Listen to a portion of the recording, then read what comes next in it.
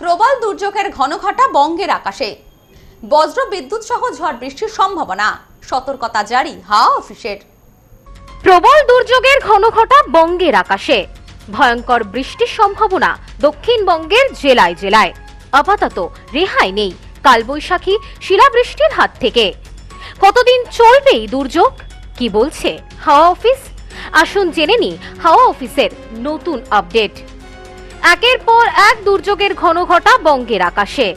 আবহাওয়া দপ্তরের পূর্বাভাস সত্যি করে বেশ কয়েকদিন ধরেই দুর্যোগ চলছে দক্ষিণবঙ্গ এবং উত্তরবঙ্গ দুই বঙ্গেই। এপ্রিল মাস পড়তে না পড়তেই কালবৈশাখীর দাপট বঙ্গে। আবহাওয়া দপ্তর সূত্রে জানা যাচ্ছে, দক্ষিণবঙ্গ থেকে উত্তরবঙ্গ সর্বত্রই বজ্রবিদ্যুৎ সহ বৃষ্টির ভ্রুকুটি।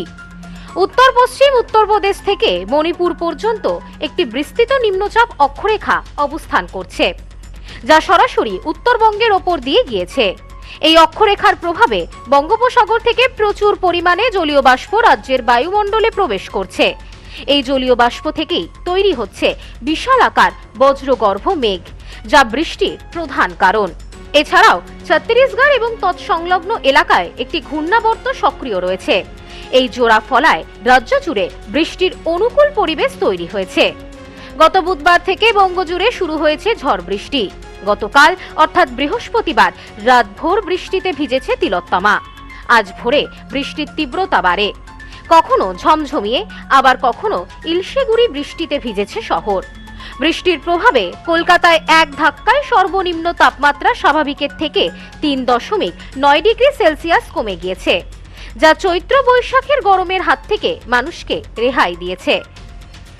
আবহাওয়া দপ্তর সূত্রে জানা যাচ্ছে, আজ পূর্ব ও পশ্চিম মেদিনীপুর, উত্তর ও দক্ষিণ 24 পরগনা, কলকাতা, হাওড়া, নদিয়া এই জেলাগুলিতে দিনের বিভিন্ন সময় ঝড় বৃষ্টি হতে পারে।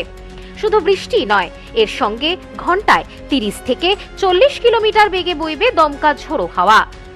পরিস্থিতি বিবেচনায় এই জেলাগুলির জন্য হলুদ সতর্কতা জারি করা হয়েছে।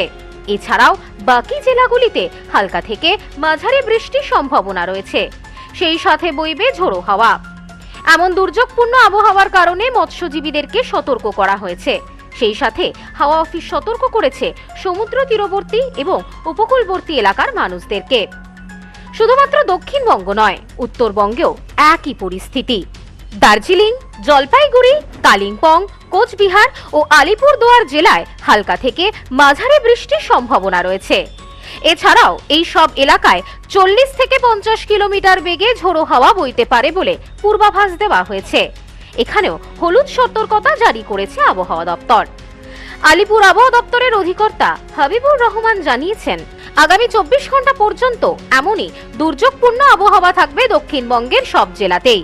বজ্রবিদ্যুৎ সহ ঝড় বৃষ্টির সম্ভাবনাও রয়েছে, সেই সাথে রয়েছে শিলাবৃষ্টির সম্ভাবনাও। দক্ষিণবঙ্গের জেলাগুলিতে 40 কিলোমিটার বেগে বইতে পারে দমকা ঝোড়ো হাওয়া, কোথাও কোথাও আবার 70 থেকে 80 কিলোমিটার পর্যন্ত বইতে পারে ঝোড়ো হাওয়া। তাতে আগামী 24 ঘন্টা পর্যন্ত আমাদের পশ্চিমবঙ্গের সমস্ত রাজ্যেই বজ্রবিদ্যুৎ সহ বৃষ্টিপাতের সম্ভাবনা প্রায় সব জায়গাতেই রয়েছে। তার সঙ্গে দমকা হাওয়া এবং কালবৈশাখী হওয়ার সম্ভাবনা রয়েছে বিক্ষিপ্তভাবে।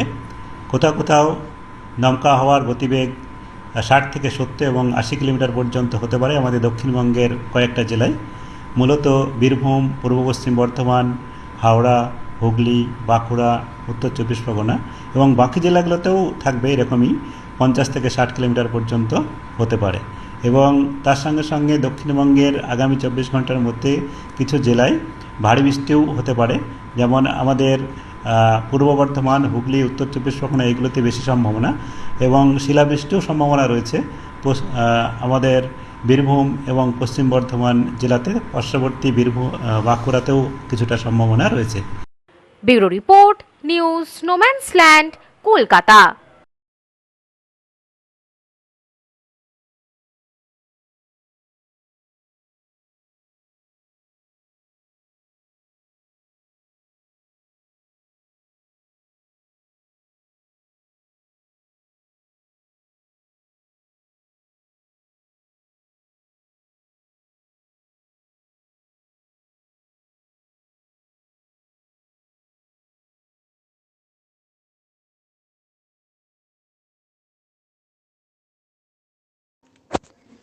পশ্চিমবঙ্গের উত্তর চব্বিশ পরগনা জেলার বনগাঁ এলাকায় সুধীর কর্মকার কলেজ অব এডুকেশন এক স্বনামধন্য এবং অতি উল্লেখযোগ্য শিক্ষণ মহাবিদ্যালয়। বর্তমান এই শিক্ষক মহাবিদ্যালয়ে নতুন শিক্ষাবর্ষে বিএড অ্যাডমিশান চলছে। তাই বিএড অ্যাডমিশান নেওয়ার বিষয়ে যে সমস্ত শিক্ষার্থীরা আগ্রহী তারা অতি সত্বর কলেজের অফিসে এসে যোগাযোগ করবেন। আমাদের কলেজের ঠিকানা গোপালনগর, চরচালকি, বনগাঁ, উত্তর চব্বিশ পরগনা।